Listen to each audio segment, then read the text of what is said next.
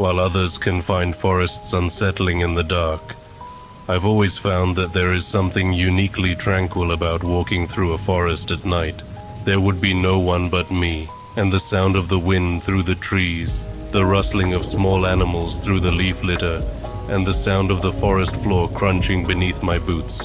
I had decided to take a walk through the woods of my hometown. I always did this when life got too much, and today I needed to clear my head. Peace and quiet, I said to myself as I began the hour or so walk I had taken countless times before. The walk ended at a beautiful lake that I used to play around in when I was a child. That's where I had to be, where I needed to be. The lake always had a way of making me feel great nostalgia for a past life I wished I could back to. A life I would never forget. The moonlight lit most of my trail, and for a while I had no need for my torch. The forest made its familiar sounds. What I wasn't expecting was a low grumble of thunder in the distance. Oh no, please don't rain. I wasn't dressed properly for a storm, but nothing was going to stop me from my destination. I continued. I knew the woods like the back of my hand. Every tree, every rock was like a navigation tool for me. The lake wasn't far, maybe half an hour or so away, and that's when I heard something that caught me off guard. A laugh. I'm sure it was. It was faint and clearly off in the distance. It was a woman's laugh, not a maniacal laugh, but a playful giggle. This was enough to make me feel somewhat uneasy. However, I told myself that it must have just been a sound of the forest or some sort of animal, and I continued on. I made it to the lake and found a place to sit. The moonlight bounced off the water, illumining the whole lake. I grabbed a stick and moved it through the lake, listening to the sound of the water gently ripple. I sat there for a long time and had completely forgotten about the giggle I heard earlier.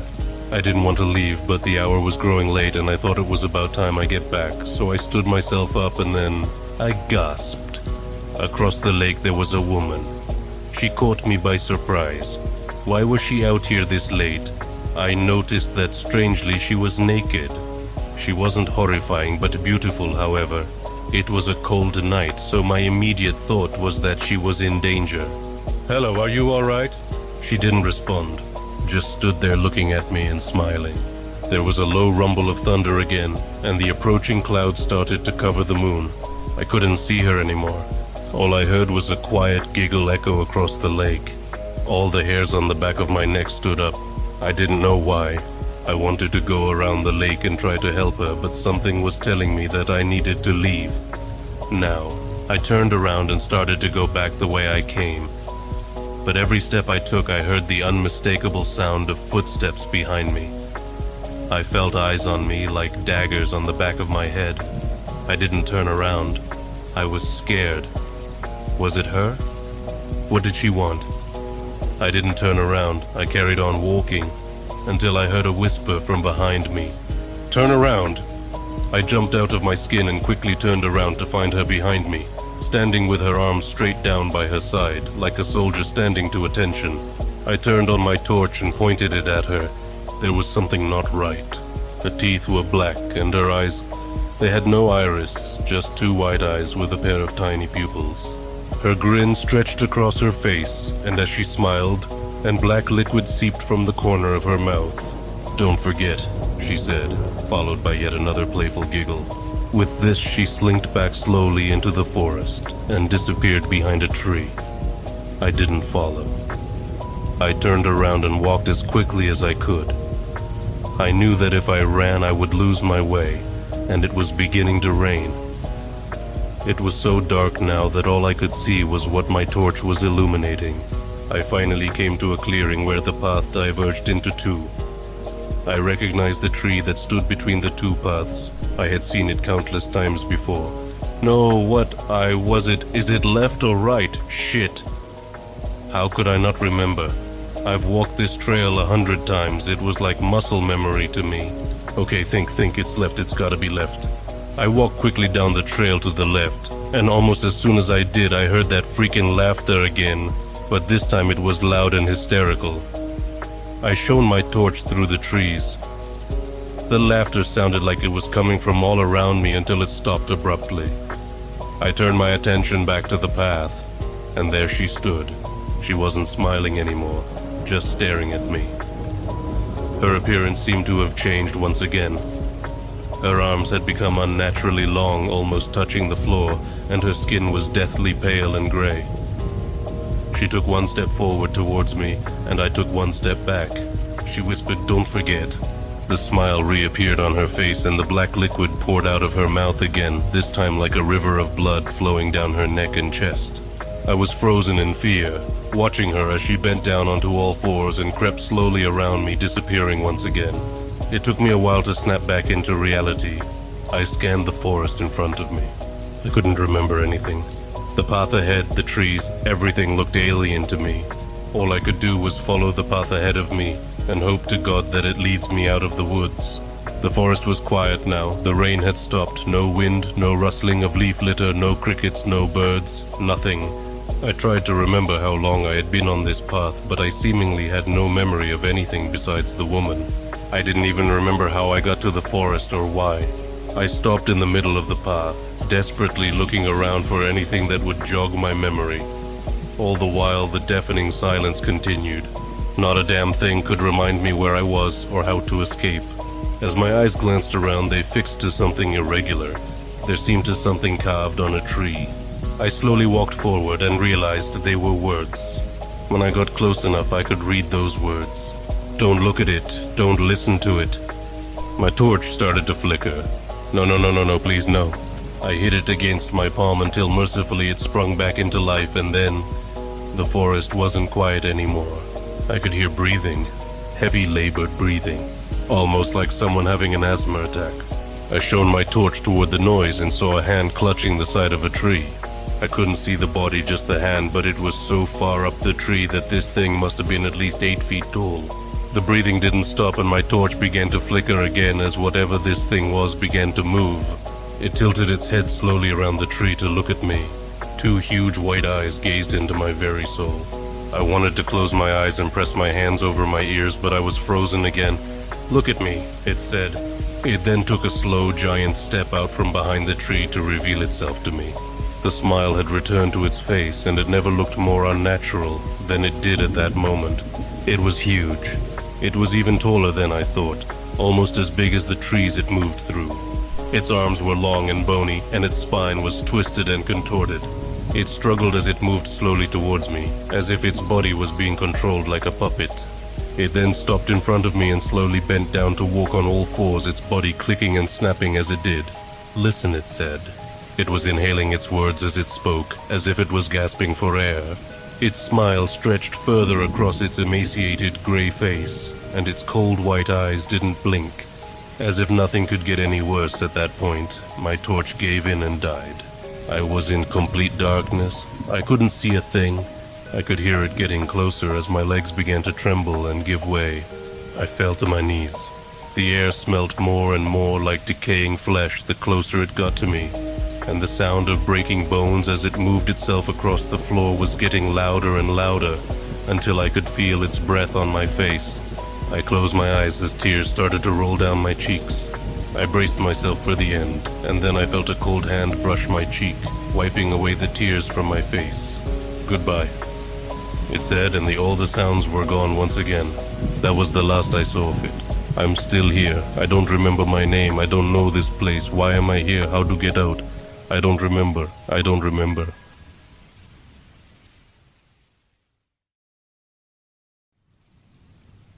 Driving, to me, it is more than just getting from point A to point B. It is a way of life. Some find peace at a spa or on a beach, but for me, peace is the interstate at 2 a.m. with nothing but the open road ahead of me. I am a second-generation trucker, and I was raised on the road.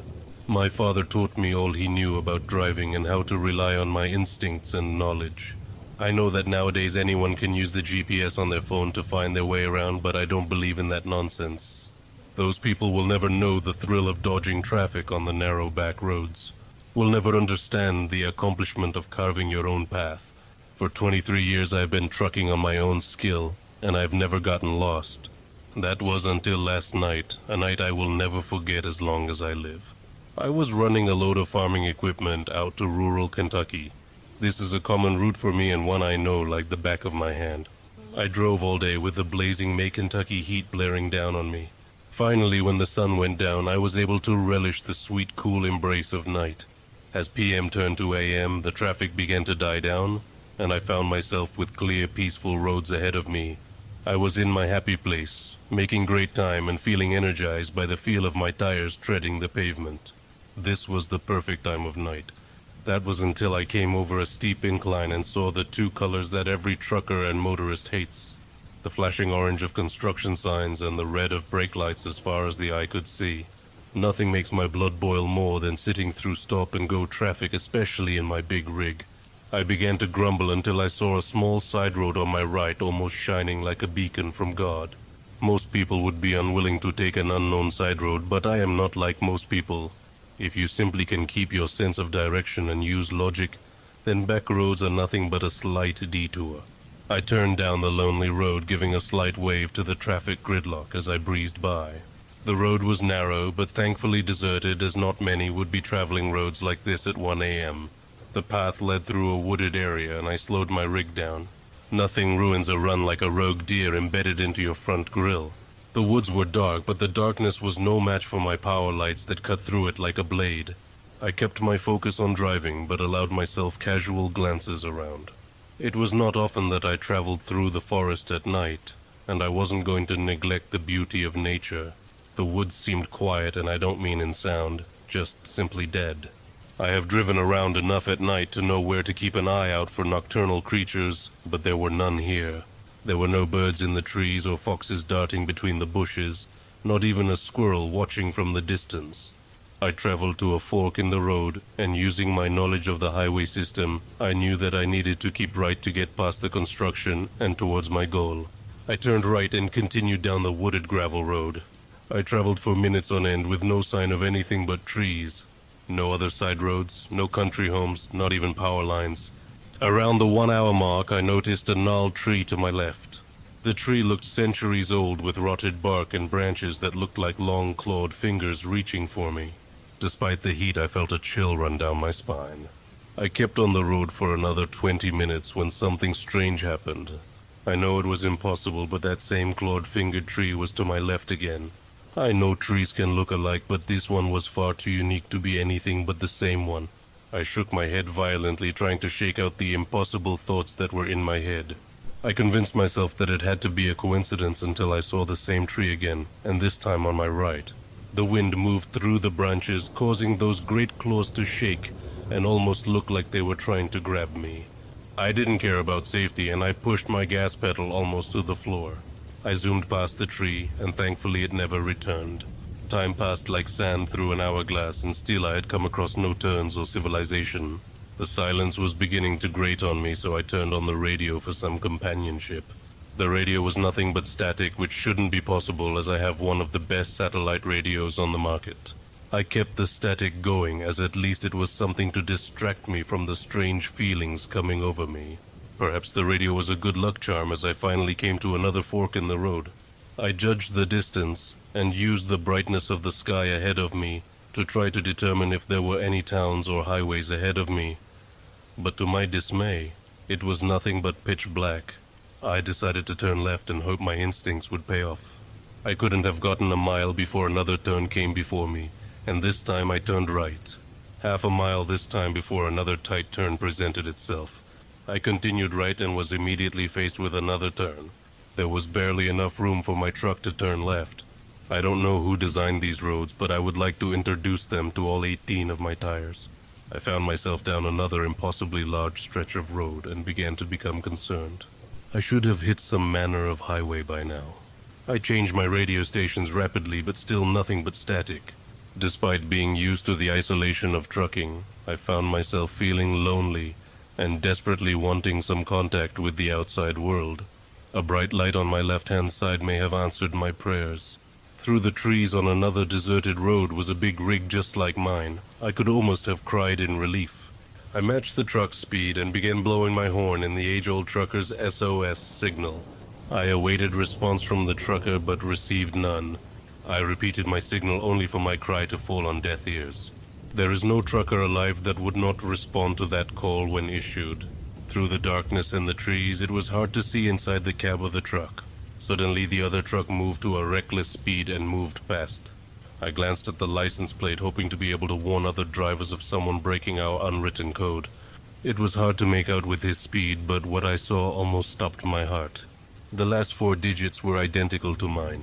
I shook my head back and forth trying to make sense of things. There were millions of license plates out there. Some would have to have similar numbers.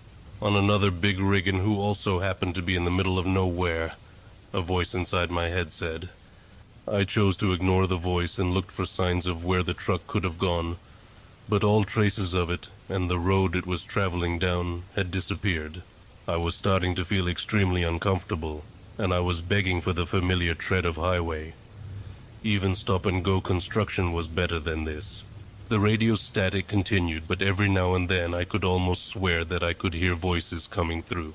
I turned up the volume, and for a moment I thought I heard 2 words that shouldn't be coming from the radio: jingle bells.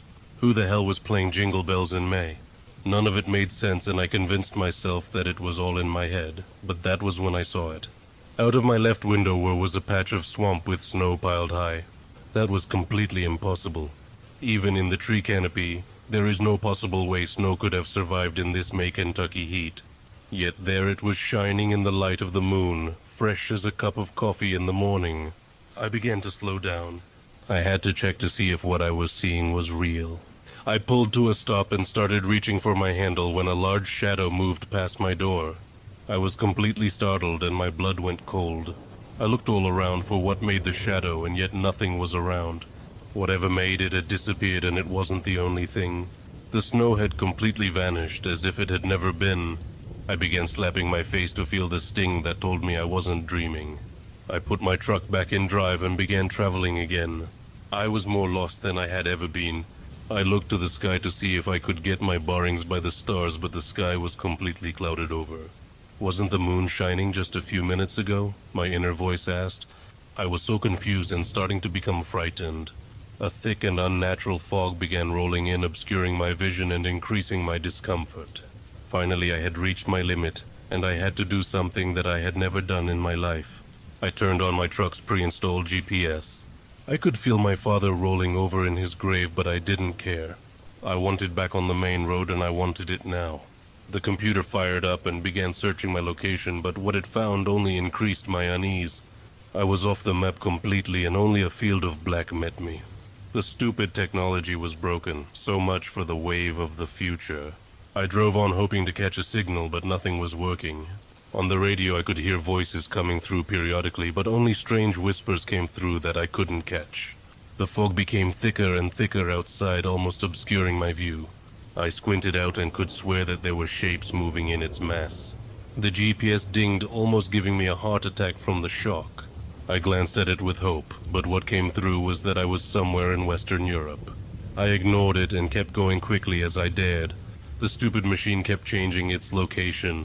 Melbourne, Indiana, Nebraska, Udney, none of it making one bit of sense. The whispers on the radio grew louder and louder, driving me insane. Finally, when I could take no more, the fog lifted slightly in front of me and the road reached a dead end, and trees with sharp branches stood in front of me. I jammed on the brakes as hard as I could, and by the grace of God, the truck stopped before impaling me on the trees. The fog began swirling around me almost like it was caressing my truck. Through the trees the fog began to part slightly, and illuminated by my lights was the hint of a figure in the distance. I should have felt relieved, however there was something not right about the silhouette before me. Despite my brightest lights blaring on it, the entity remained hidden in shadows as if it reflected light itself. I couldn't help but stare at its haunting form, and then it began to move towards me. The thing did not walk like a person, but almost glided like a specter through the fog. The whispers on the radio grew. Loud and clear I heard my name whispered by some macabre voice. Tears poured down from my eyes and I jammed them shut. It's not real. Please, dear God, let this not be real. I clutched the steering wheel with all my might, just begging to be back home on the road. I could feel a dark presence surrounding my truck, and I could hear a slight scratching at my window. Again I heard my name whispered, not from the radio but from directly outside. Please, I shouted to the heavens and ripped my eyes open. I found self at a corner of a highway on a nicely paved road. I looked all around but found that the forest, fog, and that horrible entity were all gone. The radio had returned to normal, and Charlie Daniels' voice filled the air. Asleep at the wheel? In 23 years of trucking, I had never found myself asleep at the wheel before. I hadn't even remembered feeling tired. I looked to my right and I saw those oh-so-familiar golden arches awaiting me, and I had never pulled into a parking lot so fast. I parked my car and took a couple of deep breaths. I was home and I had never felt so relieved. I glanced at the GPS and for a moment I thought the stupid thing was broken again. The screen was telling me that I was a mere 5 miles from my drop-off point when I wasn't due to be there until noon at the earliest. There is no way I could have driven that far in a mere couple of hours. I ran into the restaurant in hoping some black coffee and salty fries might clear my head. I don't know how long I sat there trying to make sense of this horrific night to no avail. Finally, I went to the restroom to splash some cold water on my face. When I got to the sink, I saw something that had me dropping what was left of my coffee to the floor. There in the mirror was a man I did not recognize, at least not completely. The man in the mirror was me, but not as I last saw myself. My hair, which had a few sprinkles of salt in the pepper, had now gone completely gray. My smooth skin was now wrinkled with a handful of liver spots. Somehow in those couple of hours, I had aged no less than 15 years. I would have sworn I was dreaming if I could not feel the sting of the hot coffee on my leg. I have dropped off my load and am now sit in a parking lot for the first time, dreading the drive back home. My sanctuary has become a prison, and I now fear that I can no longer stand to drive those long trips. I face a future where I have no idea of what I am supposed to do with my life. I still have no idea what I encountered last night, but I know deep down in my soul that it was real. I leave this as a warning to all drivers who would dare traverse the dark back pathways of the world. Please, for the love of all that you hold dear, stick to the road.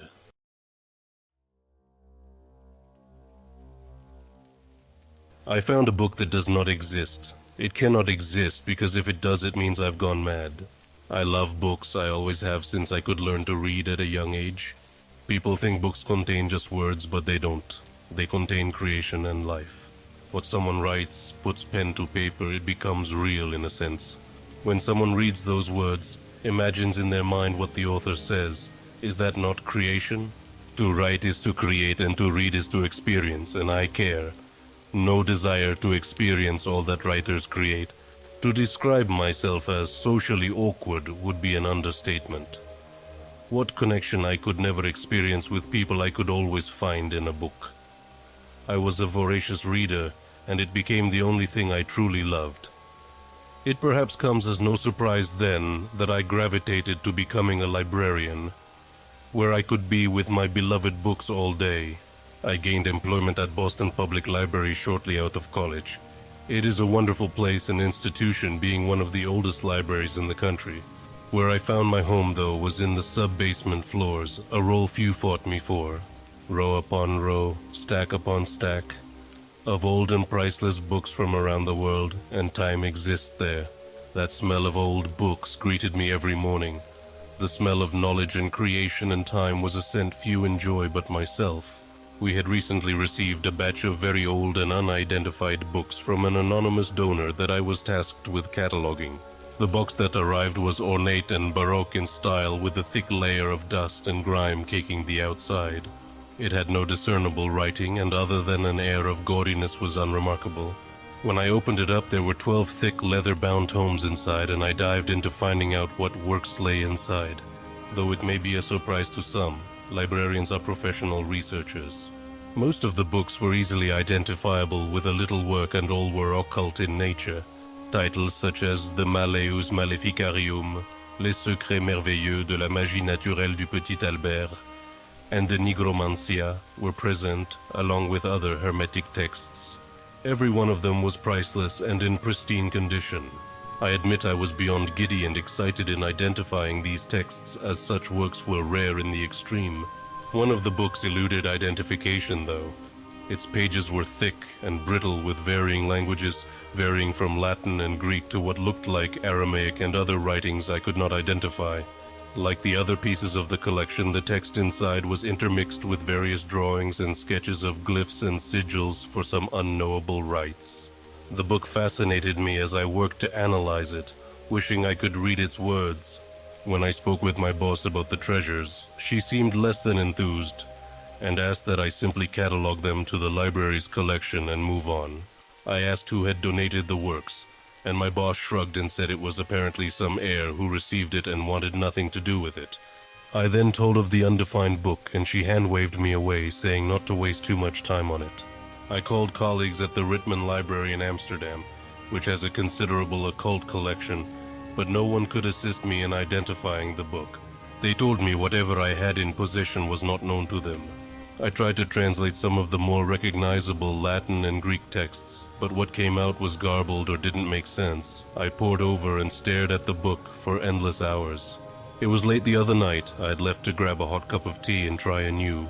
I had left the book open to a page that had a pictograph of a door and some unrecognizable text around it. When I sat back down, something caught my eye. A portion of the text was no longer gibberish, it was in English. I shook my head and blinked my eyes, attributing the sight to the late hour, but there it was. More text on the page now read in English. I flipped the page back and forth, and the other pages still remained in their original languages, but this one now was readable to me. The door picture was not really a door, but simply my best description of it. The drawing was of a dark arched space with a singular point of light beyond it, as if out in infinite space.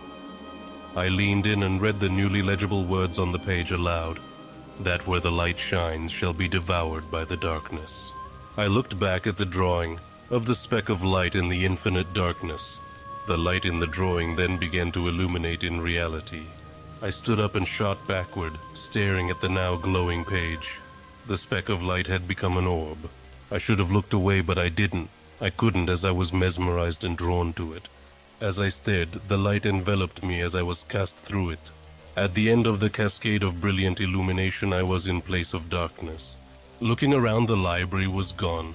What surrounded me were shapes and spaces my mind could not process. Grimy lichen-covered rocky features and brackish water formations were around me in every direction. Light and stars that had no point of origin floated around me. The non-Euclidean nature brought me to my knees in panic and despair as I retched. There was no sky and no ground to speak of. Perhaps I was up or down, and neither made any more sense than the other.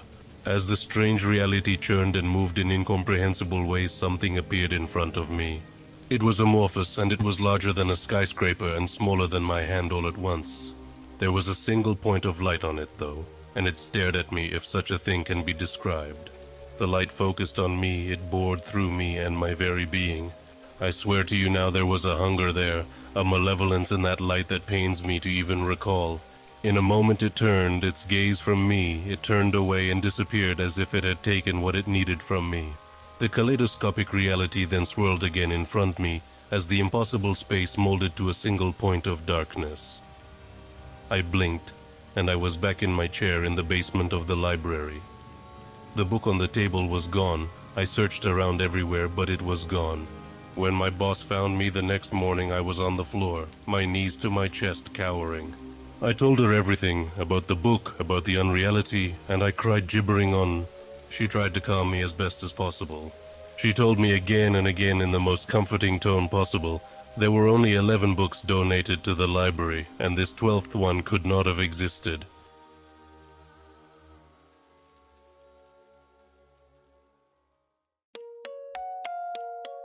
I've always been a skeptical, logical person, a critical thinker. At a young age, my father, a doctor, told me that everything outside the physical realm is a myth after I had a nightmare about demons. Hocus pocus, as he said, an illusion created by errors of the human mind.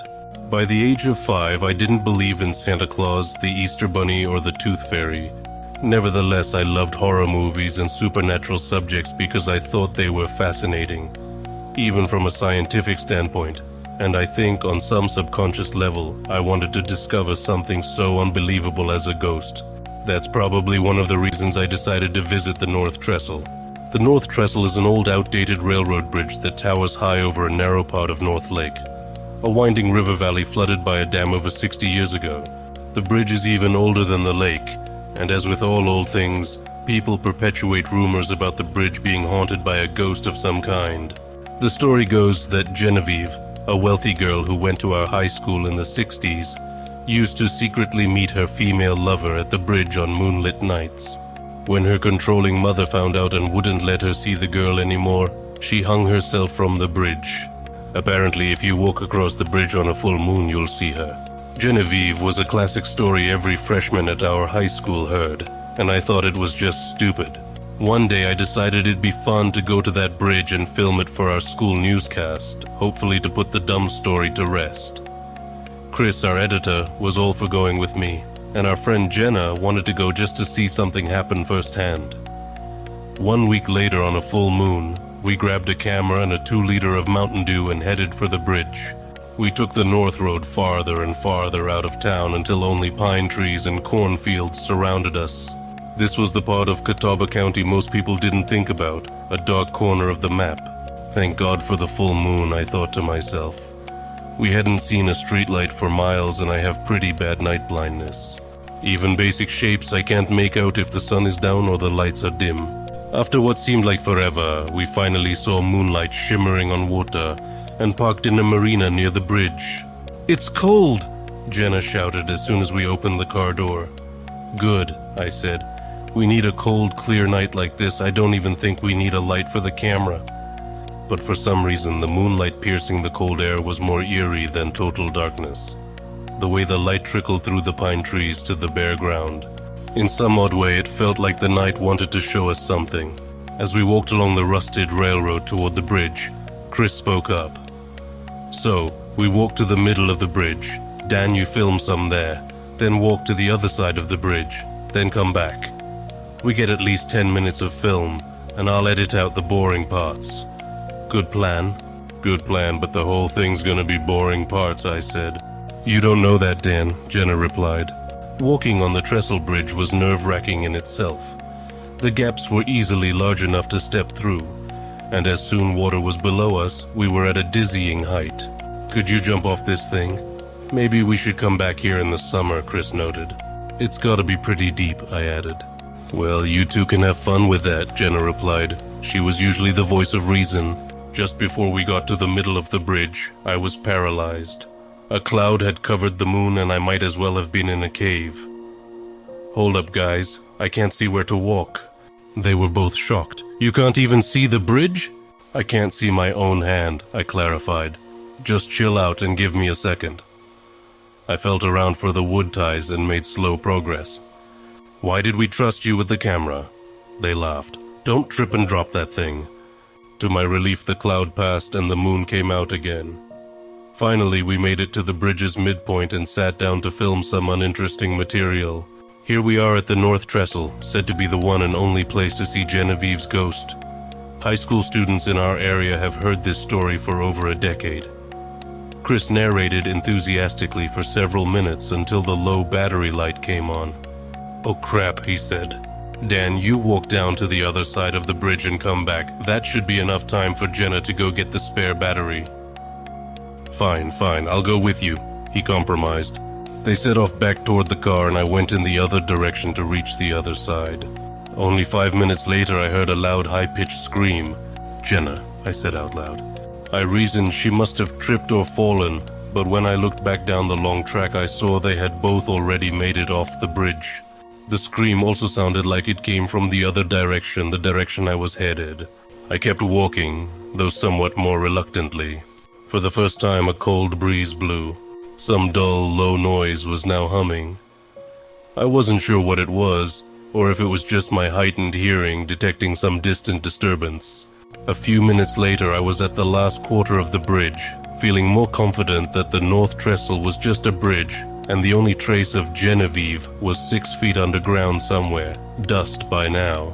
That confidence was shattered, however, when I looked toward the sky. A cloud was on its way toward the full moon again, and beyond that were a few more clouds. "Damn," I said aloud. Seconds later I was cloaked in darkness. "All right, nothing to panic about," I tried telling myself.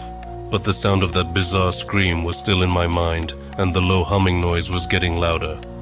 I shuffled and felt for the right steps, slowly making progress toward the other side of the bridge. "Daniel," something ahead of me whispered faintly. I froze. It had to be the wind. At that point, I just wished I could see something, even just a shadow. But there was no hint my eyes could give me. I walked forward. I thought I heard breathing as I slowly found the right places to step. Suddenly something rushed past me. I turned around and shouted, "Hey, who is this?" Now I knew my mind wasn't playing tricks on me, someone was here.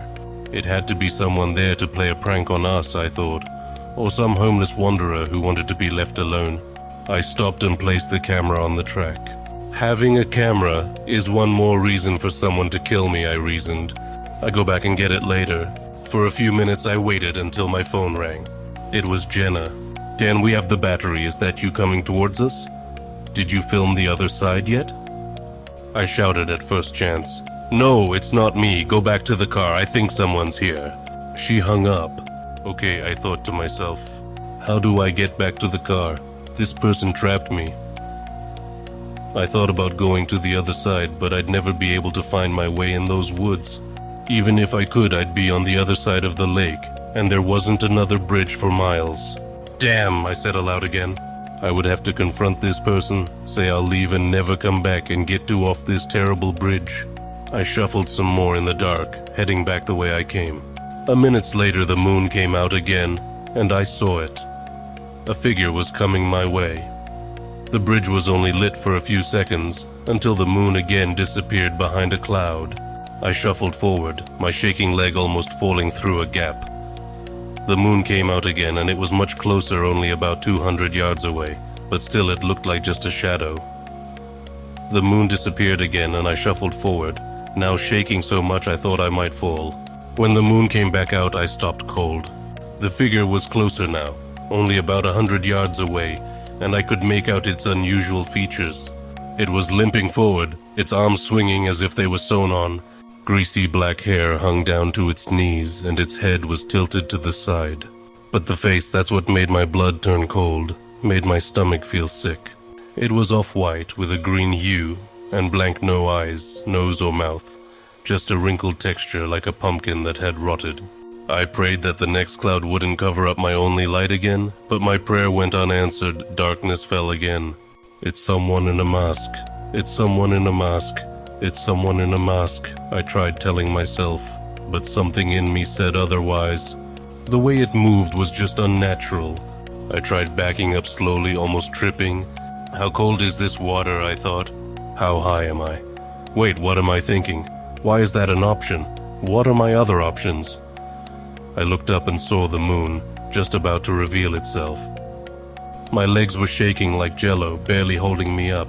I had the feeling someone gets just before they bungee jump, though I didn't have a bungee cord. Moonlight crept out from behind the cloud one more time, and I caught one glance, one terrible glance. It stood 10 feet in front of me, head tilted to the side. I was wrong about one thing, it did have a mouth. A hideous smile spread wide across its blank face. Its wrinkled skin spread to reveal black gums and jagged teeth. "Daniel," the smiling mouth said. It took one step forward. Instinct took over, like when your hand pulls back after touching a hot pan. My legs threw me sideways, my mind not even calculating how far I needed to jump to avoid the concrete foundation below. My stomach dropped, but I didn't even look at the water I was headed towards. I didn't straighten out or prepare for the impact for all that time. As the cold air rushed past my body, the image of that grotesque smile was imprinted in my mind. Only at the last second did I twist and avoid my back hitting the water first as I narrowly missed the concrete. Even submerged in icy water, all that was on my mind was her smile. Even shivering in my boxers on the car ride home, all I could see was Genevieve's smile.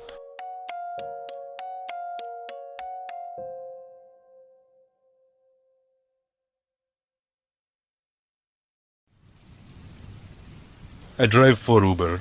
It is by no means a glamorous profession, but it keeps my bills paid and the roof of my small studio apartment over my head. I truly love the freedom it allows me.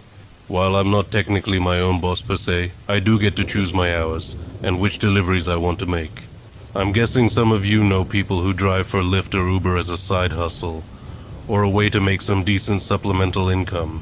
I, however, lucked into making it my full-time job, as I live and work in New York City. You meet some interesting people while out on the job, albeit only for a brief while, before you never see them again. Which brings me to last Saturday. I had just clocked in and was driving about the city when right around 7:30 p.m. my phone dinged, alerting me that a pickup needed to be made. I looked into the details of the job and saw that the customer was nearby. It wouldn't be too long before I got there, maybe 5 minutes or so, which always makes me worry, as I hate to keep people waiting. I turned down a street where I saw him standing there in front of a rather upscale apartment building. He was a taller, good-looking man, with short dark hair, and dressed in a nice blue suit. I pulled up in front of him and rolled down my window. "Hey," I shouted, "did you order an Uber?" Yeah," he confusedly sputtered out. "Are you Jeff?" I confirmed that I was, and pulled out my phone and began scrolling to find where it would say his name. As it was getting dark, it was getting harder to see, and I was squinting at my phone's screen. "So that means that you must be," I said, struggling to find his name. "Bradley," the man interrupted, sounding a little irritated at the whole situation. "Bradley Carson." I scrolled for a little bit longer. "Ah, yes, there you are. Okay, climb on in," I said, setting my phone down and beckoning him to get in the back seat of my 2006 Toyota Corolla. "I gotta give you credit, man. You got here a lot faster than I thought you would," he complimented. "Thanks. It's something that we're working hard to improve on," I responded. "Don't you guys normally send a text when you arrive at someone's place, though?" he asked. "Normally, yes. But seeing as how I could see you just standing outside, looking like you were waiting for a cab, I figured I would just up and ask," I answered. Accepting my explanation, he got in the back seat and we headed off. Not long after he got in the car, I began to try to make small talk, which admittedly was not my strong suit. "So what's the occasion?" I asked. "I'm meeting my fiancée and her parents for dinner downtown," he replied while pulling out his phone. "Oh, that sounds lovely. Congratulations on the engagement," I said earnestly. "Thank you," he said, disinterestedly, while messing around on his phone. "How long have you guys been together?" I asked. 6.5 years, he answered, not looking up from his phone. "That's nice. Is tonight someone's birthday dinner?" I inquired. "No, nothing like that. Her parents are just visiting from Minnesota, and we're going out to one of their favorite steakhouses in the city," he answered, still not making any effort to look up from his phone.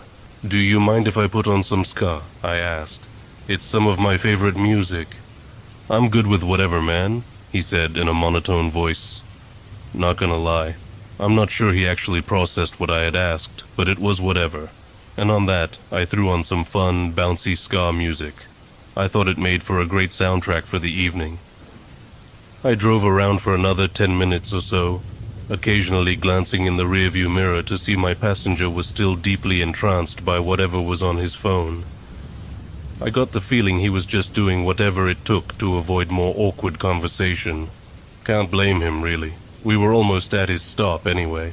Not more than 2 minutes later, I pulled up to his destination and honked the horn thrice, this seemingly getting his attention.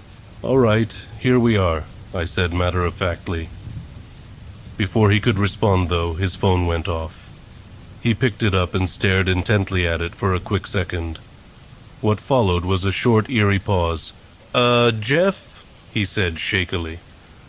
"Why did I just get a text saying that my Uber has arrived at my apartment?" That's strange," I murmured. "Hold on," he started. "This isn't the steakhouse," he stated, his brow now furrowed. Just then, a large, balding man, wearing a stained white tank top and gray sweatpants, emerged from the apartment building to our right and stood there on his stoop. I rolled down my passenger side window to talk to him. "Hey, Chet, he's in the back seat," I yelled, pointing backwards at Bradley with my thumb. "Yo, what is this?" Bradley said, suddenly very concerned. At that, Chet came rumbling down the stairs and over to my car, before stopping at the open window. "You did good, Mikey, here," he said, while tossing me a stack of $100 bills. "Mikey?" he said with a very confused look on his face. "Sorry, dude," I responded with a half-hearted shrug. "Yo, let me out! Let me out of here!" Bradley pleaded, while trying to find the door lock. It wouldn't be long before the door would be opened, but not by Bradley. Chet forced it open and began to wrestle with Bradley. While Bradley certainly appeared to be in decent shape, and was at least 20 years younger than Chet, he was caught well off guard, and Chet was a big dude. "Get off of me, you bastard!" Bradley shouted while clawing at Chet. He had fight in him, I'll give him that. But Chet was relentless, and in the end, he was no match for him. Not long into their struggle, Chet produced a rag soaked in noxious chemicals from his back pocket and applied it to Bradley's nose and mouth, and just a few short seconds later, he was out like a light. "Thanks again, kid," Chet said with a nod, before dragging Bradley's limp body out of the car, up the stairs, and into his apartment. I sat outside Chet's apartment for the next 15 minutes or so, counting the money he had given me. I'd netted myself a cool 10 grand for that job. You see, Chet and his friends are a group of cannibals, and they employ me to bring them their meals. Now, I can hear some of you asking, and yes, I do in fact work for Uber, just not in the traditional sense. I don't pick people up and drive them to their destinations. I look into open jobs, and if one is close to me and Chet is hungry, I swing by and pick them up. But instead of taking them to a bar or a restaurant or what have you, I take them to Chet, who, as you can see, pays handsomely. Now sure, I could just pick people up and take them to their destinations and make a couple $100 here and there, but working for Chet pays a lot better. It's great, really. People see me pull up with the Uber sticker on my car, happy that their ride arrived earlier than expected, and don't think twice about getting in. And I have to say, I really love it when people get lost in their phones and stop paying attention to their surroundings. It makes my job a lot easier.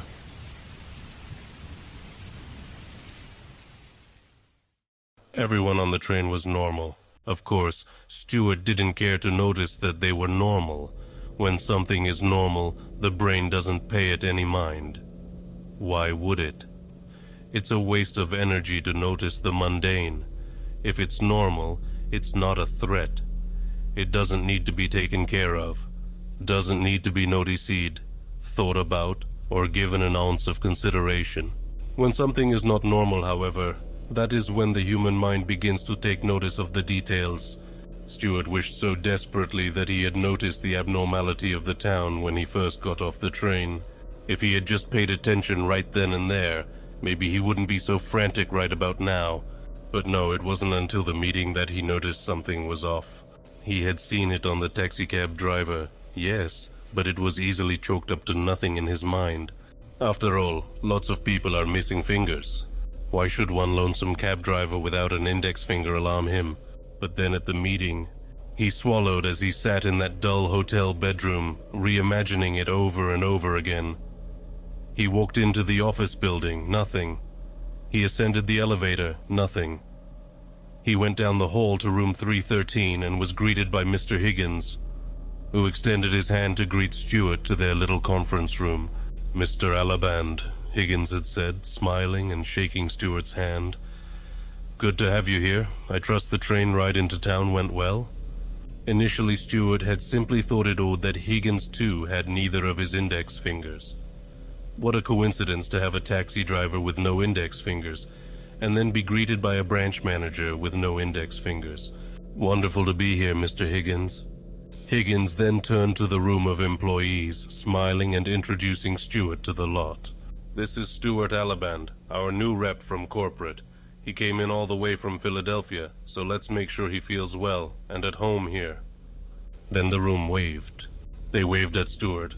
None of their hands. None of them had any index fingers. Stewart didn't dare ask about it, no. What was he supposed to say? "Hey, all you people I've never met before. Why do you all have the same deformity?" No, that would be horrible of him. Then again, it seemed horrible that none of them had their index fingers in the first place. He got out of that meeting as quickly as he could, going down to the coffee shop on the corner, hoping to order something that'd help him decompress a little. The waitress came right on up to him, smiling and holding her notepad. "What'll it be for you today, sir?" "Oh, just whatever your cheapest sandwich is, please. With some lemonade?" "Of course, sir," he replied. She came back a minute or two later carrying his lemonade, and then he noticed it on her, too.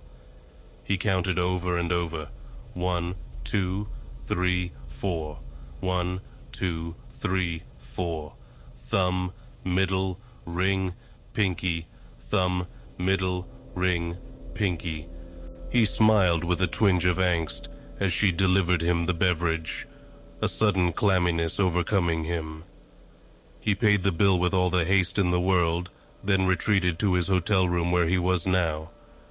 He could only sit there, staring at the floor as his mind spun. What the heck is going on here? He muttered, swallowing again. He had been sitting there for almost an hour, only able to stare blankly at the floor as his mind drew an even larger blank when trying to find an explanation for it. Eventually he relented, shaking his head as he tried to cast this abnormality from his mind. He turned to his laptop, wondering if perhaps doing some work in his Excel sheets would benefit his current mental state. He opened it and navigated right to his drive. He spent a while moving items around and putting in updated information into the file. All of it status updates from the branch he'd met with today.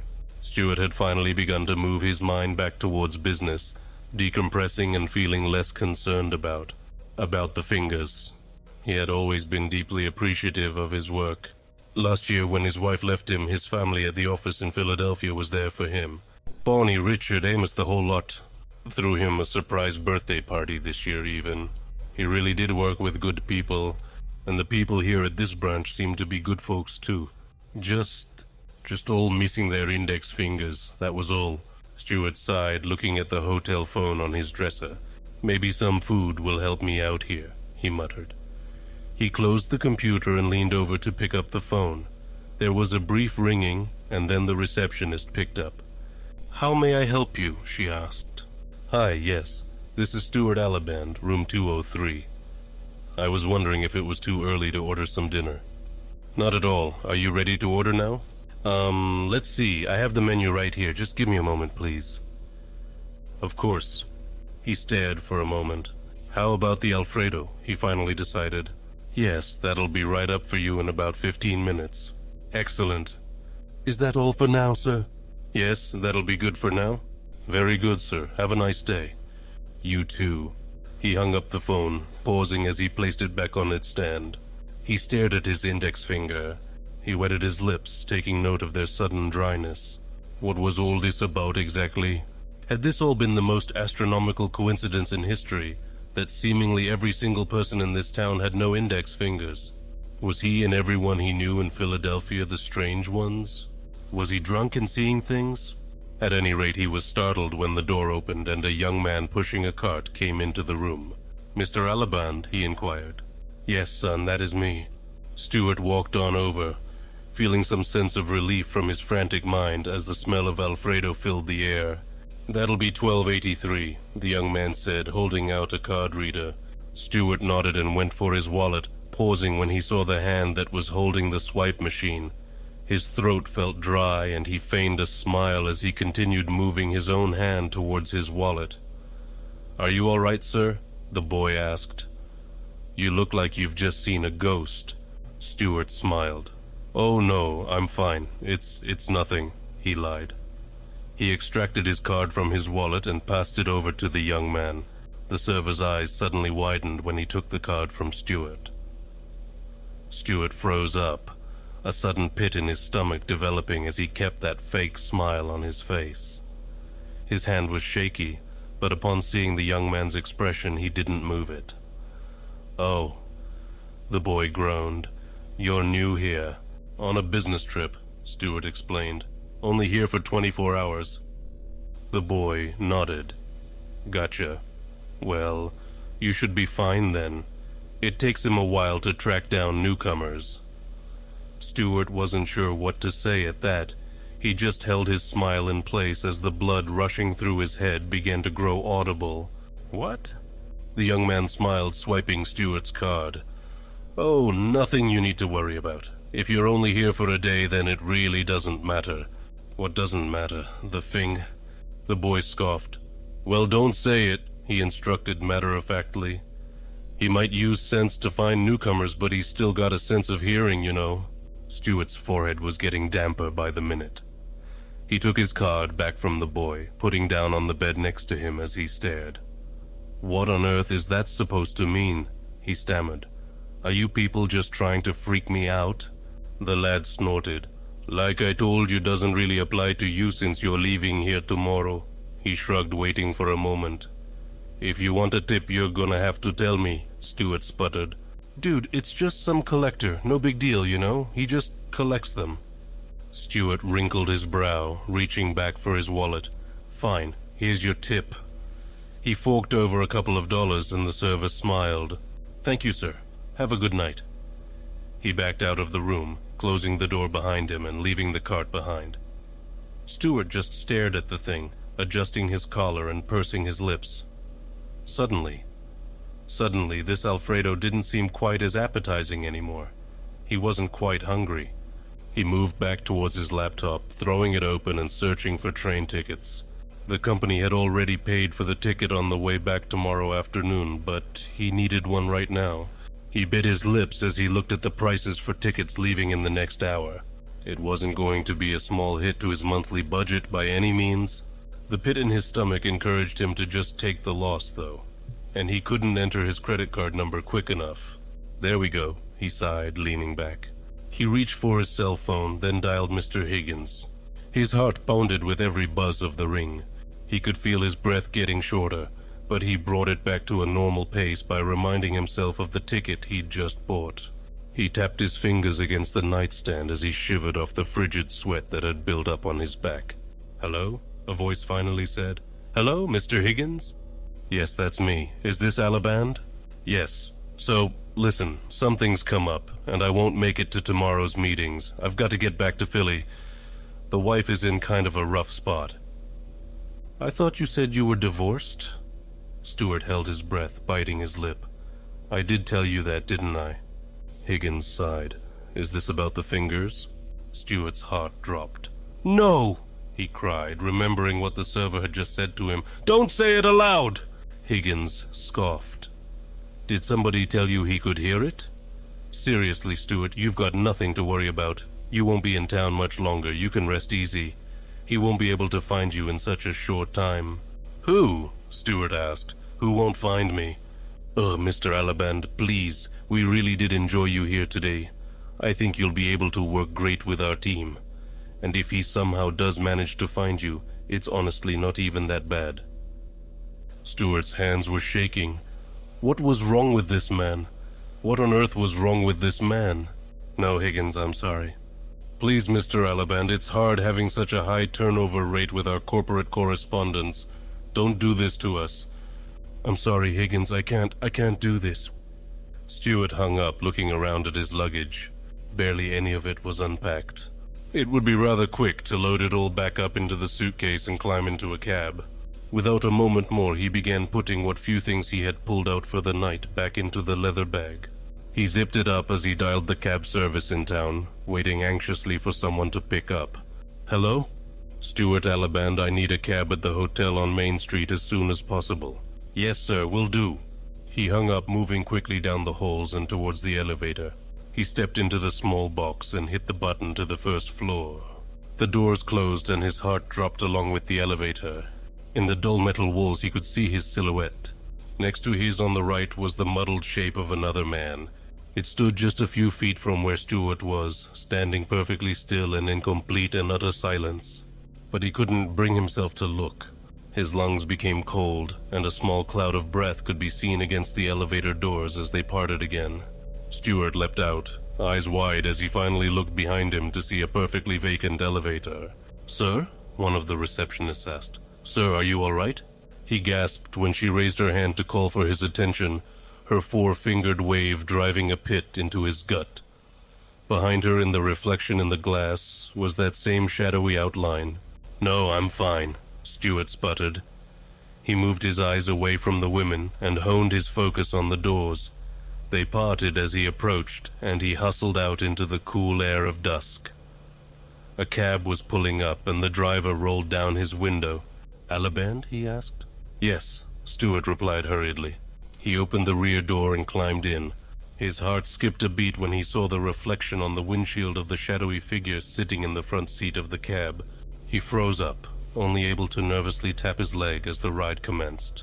He couldn't even find the strength to wipe the sweat from his forehead, nor the strength to swallow the lump that had built up in his throat. He just stared. "You all right?" the driver asked. "Why, yes," Stewart lied. "Absolutely." "All right, where to, buddy?" "The train station." "You got it." He began driving, and Stewart found his eyes bouncing back and forth between the shadow's reflection and the fingers of the driver on the steering wheel. His breath was shallower by the minute. He wanted to stop looking at the shadow, but every time he looked away, he found his mind drawn back to it with the concern that it may have moved. "Stay still, stay still, stay still," he repeated, unsure if he was muttering to himself or the figure. The driver pulled up to the next stoplight, looking back in the mirror. "You okay, man?" he asked. "Yep." "Don't look like it." The driver suddenly nodded, and Stewart presumed that it was because he'd seen all 5 fingers on his hands. "Hey, don't worry, man. You'll be at the train station here soon. And hey, even if he sniffs you out on the way there, it really ain't that bad. Feels kinda good, actually." "Are you crazy?" Stewart hissed through gritted teeth. "Nah, man, it's kinda how everyone around here feels. Seriously, I'd even encourage you to stay long enough." Stewart eyed the figure's reflection again, breath feeling more sporadic. "Just move quickly." "All right, man," said the driver. "You're the boss." The light turned green and he started on his way again, meandering through the streets to the train station. Stewart sunk down into his chair, his face getting clammier as he watched the figure in the reflection move. It got on its knees, turning around and looking over the headrest. Stewart looked to where the headrest was in reality, seeing nothing there. The cab finally came to a stop near the train station, and Stewart began fumbling for his wallet. "All right, man, have a good trip." Yes, will do." He extracted some cash and paid the man. He threw the cab door open and brought his suitcase out. He slammed the door, startled by the shadow's sudden appearance in the window of the back seat. The cab proceeded off, and Stewart shuddered. He marched up to the doors of the station and made a beeline for the counter. He showed his receipt to the man behind the desk on his cell phone without saying a word, hardly even able to think between the anxious throbs in his chest. The man looked at him and smiled. "You're good to go, sir." Stewart nodded, looking back behind him at the front doors to the station. The silhouette stood there, its hands on the glass as if it was looking at Stewart from without longingly. He didn't allow himself to take any sighs of relief, though, until he got onto the train and saw several people there with 5 fingers. He slumped back into his chair on the train, smiling. He held up his hands, oh so relieved that he still had. But, to his horror, he only had 4 fingers.